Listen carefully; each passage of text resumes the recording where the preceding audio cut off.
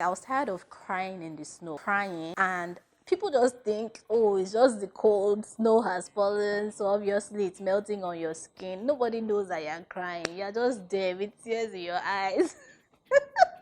Hi guys, welcome back to my channel. My name is Faye Mac and I post videos about my life in Canada as a new immigrant and how to get here.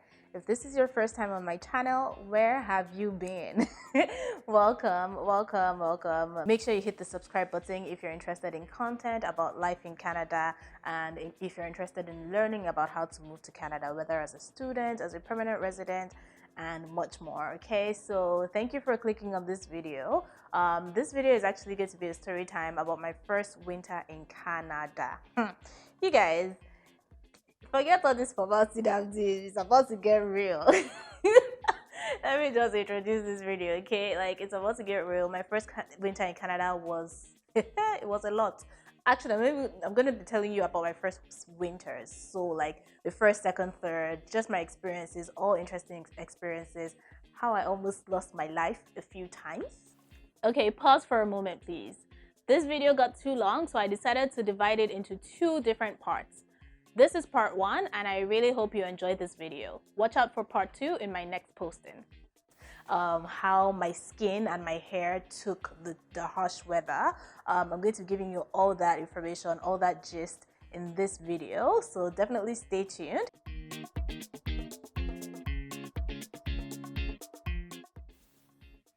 This video is sponsored by Moyo Community and Health Services, formerly known as PEEL HIV/AIDS Network. For over 2 decades, Moyo has provided health promotions, educational, social, and support services to people who are living with, affected by, or are at systemic risk of contracting HIV. They operate in the Peel region, which consists of Mississauga, Brampton, and Caledon in the Greater Toronto area here in Ontario, Canada.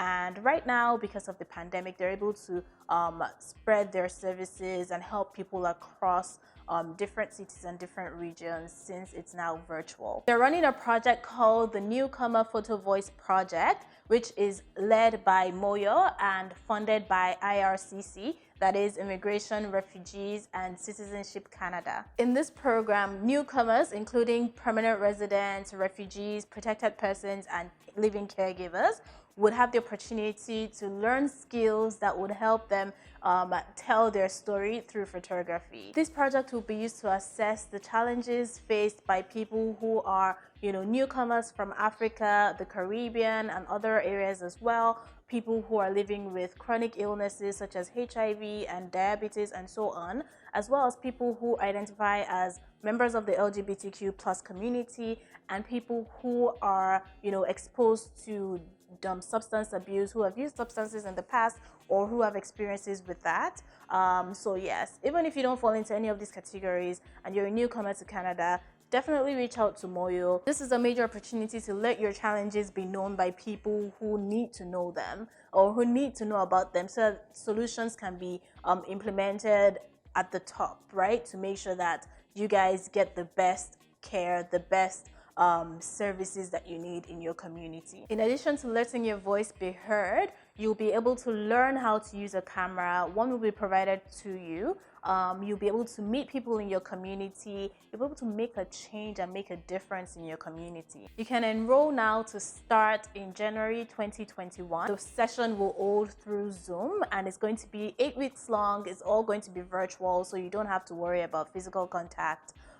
It will be a virtual program, and yeah, I feel like you guys would have a lot to gain if you fall into any of the categories or if you need general help with settlement and newcomer services if you have landed in Canada recently. All the links and email addresses will be down in the description box below. I'll also make a post about this on my Instagram so you can refer back to it at a later date. Definitely take advantage of this opportunity. It's a project that is so close to my heart. You guys know this is a combination of photography and community service. That is exactly where my interests lie. So definitely check it out, and I'm very happy to be bringing you this information. Stay tuned for the rest of this video. Like I said, Winter. Let's talk about winter. Actually, while we're doing that, let me just go on my phone now and tell you exactly what the weather is like in my city, as well as a few other cities in Canada, just so you get an idea of what it's like right now in December in different provinces and cities. Right now, it's 2 degrees in Toronto, it's 7 degrees in Halifax, it's minus 19 degrees in Winnipeg, it's 6 degrees in Calgary, and minus 17 degrees in Yukon. You guys, I don't know if I have these locations on my phone, but that's just to kind of show you. This is all in Celsius, by the way.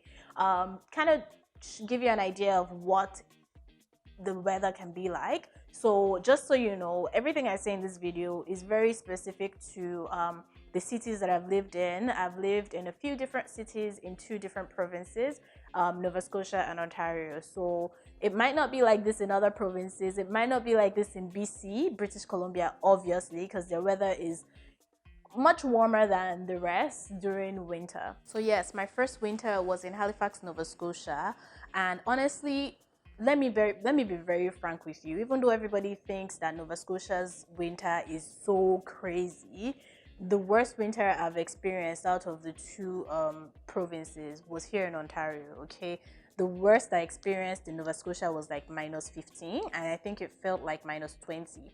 So that's one thing you need to know. There's a regular, like there's the temperature that is going to tell you, oh, it's minus 2 today, but there's the real feel, which could be like minus 10 or minus 6. So you have to look at that. There's the temperature and there's the real feel. So it could actually be minus 10 right now, but it will tell you it feels like minus 15.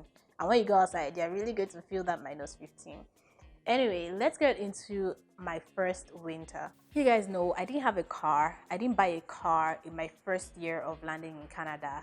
I only got a car after I experienced this first winter that I'm about to describe to you, okay? Listen, this wasn't even the worst Nova Scotian winter. You know, apparently they've had terrible winters, and I was lucky for the 3 years I was there to not experience terrible winters, according to them. But for me, coming from Nigeria, fam, let me explain my relationship with cold, okay? It's not only that I don't like cold, and even in Nigeria, I would never put on the AC, right? Not just that.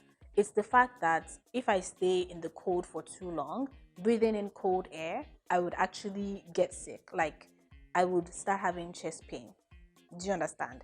That is my relationship with cold. So I get a lot of people asking me, oh, I don't like cold. How do you cope? How do you cope?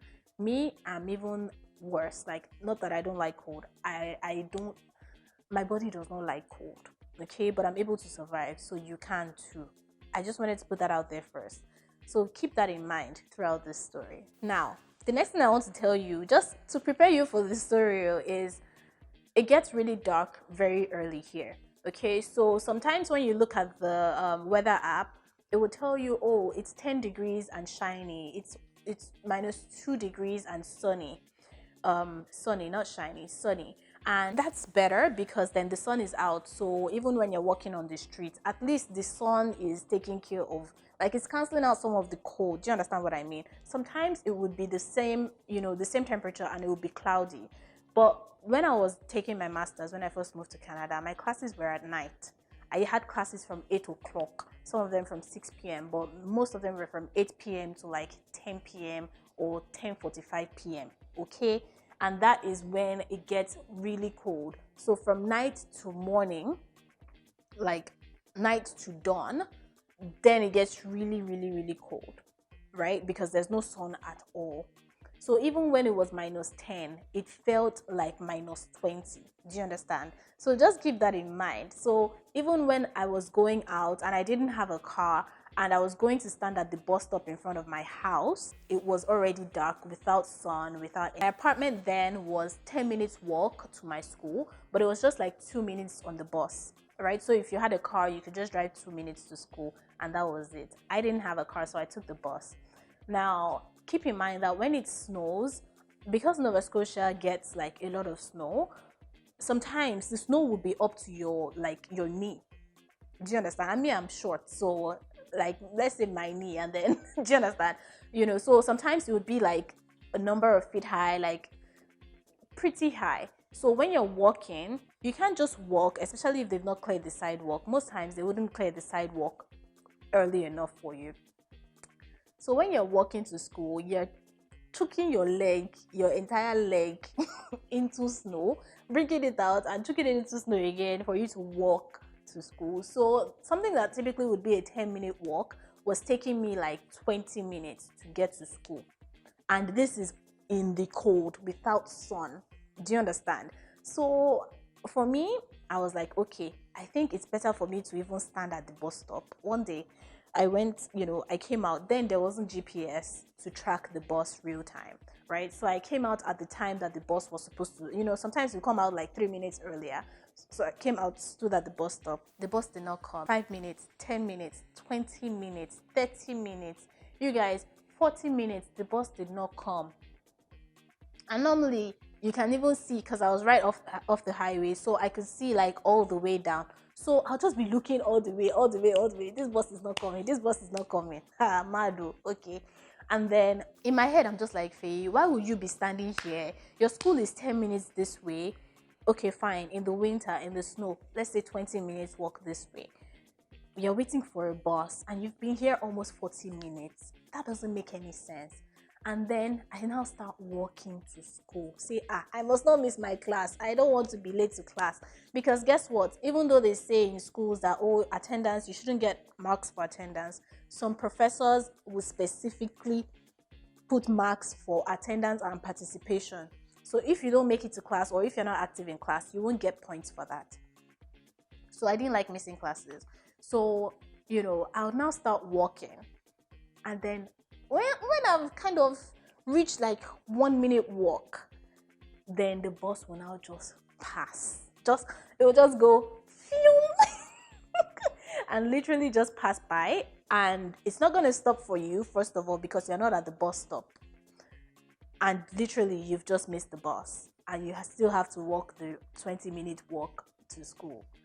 So that period was tough, because even walking was dangerous, because for me, even though I feel like I had good boots, but I had heard a lot about people falling and stuff. So if you step on black ice, you had it's very bad to step on black ice, because you're going to slip no matter how good your boots are, especially in the dark, so you can't really see. So honestly, yeah, it was a tough time. So after like my first week of doing that, I was just like, hell no, I'm not doing this again. So I started calling cabs. Then we didn't have Uber, but we had like Casino Taxi and Yellow Cab. So you could just call or book your cab on the app and they'll pick you up. So you guys, I was paying $5 per trip one way to go to school. That was literally just down the road from me because of the winter. I know. Now thinking about it, I'm like, I was spending that much. But at the same time, man, I just couldn't kill myself. And to be honest, yeah, I don't even regret paying that $5 per trip, because at the end of the day, like, I was tired of crying in the snow. Like, I would just be outside crying, and people just think, oh, it's just the cold, snow has fallen, so obviously it's melting on your skin. Nobody knows that you're crying. You're just there with tears in your eyes. I was tired of that life. Even like my nose would be running. Cold is not for me. That's just the honest truth. So for me, it was really tough. Like, it was tough, man. And then, so I just used to take the cab, because I couldn't even just vex and buy a car. Okay, I couldn't, because you can't buy a car without car insurance, and you can't get car insurance without your license. And you can't get your license without doing the drive test and everything. And at that time, I didn't want to do the drive test during the winter, because first of all, I was going out of town to do the drive test. I was going to do my drive test in Dartmouth. There was a drive test place in Halifax too, but I think I did mine in Dartmouth. I wasn't familiar with the roads or anything like that. So during winter, that's the thing, like, the snow also covers the roads, right? So if they don't clear it up on time, you can't even see the arrows and markings and signs on the roads. So how will I go and do a drive test in a city that I am not even familiar with? And then it didn't make sense for me to try to get my license at that time. So I just decided to rough it with the cab. I didn't have classes every day, so it was manageable. It was expensive, but it was manageable. And thankfully, even though I was working at that time, like my boss was very considerate. Sometimes he would even come and pick me safe, like Baba Oni Baba. It was still because I was my school was just 2 minutes away, so and I was working on campus. So sometimes like once or twice he would come and pick me, and then he'd be like, "Oh, Faye, you need to get used to this, blah blah blah." Fam, there's no getting used to this. There's no getting used to this weather. So yeah, that was what happened before I now got a car, because after that experience I was like, nah fam, nah, I need to buy a car. So I made that like goal for myself, and I was like, you know what, next year I'm getting a car right before winter. So I decided to go get a car. I just carried money. It wasn't any serious. Cause that's why I was like, you guys, you don't have to wait till you have money to buy a brand new car or anything. I bought a 2008 Toyota Yaris. It was a small car. How much did it cost me? Not a lot, just a few $1,000. And then I bought winter tires. Hey, see me with my winter tires, thinking I've arrived. This winter cannot catch me slipping, right? Like slipping. Excuse the pun. But yeah, I was like, you know what? I'm ready for this winter. Let's get it. Like, bring it on. I'm ready. I don't even have classes that much anymore, because that was after a year, right? So in my second year of school, during my masters, I was going to school maybe just like once a week, and then even that once a week self wasn't regular. So sometimes I'd go to school, sometimes I didn't have to, but I was working, right? So I really needed the car for work because I was working even in out of town. So I got the car. I was happy. I went. I went and bought winter tires. Tell me why I have winter tires on and my car is still doing zigzag, zigzag, doing like this, doing like this. You guys, oh my god. I literally almost died. Watch out for part 2 in my next posting.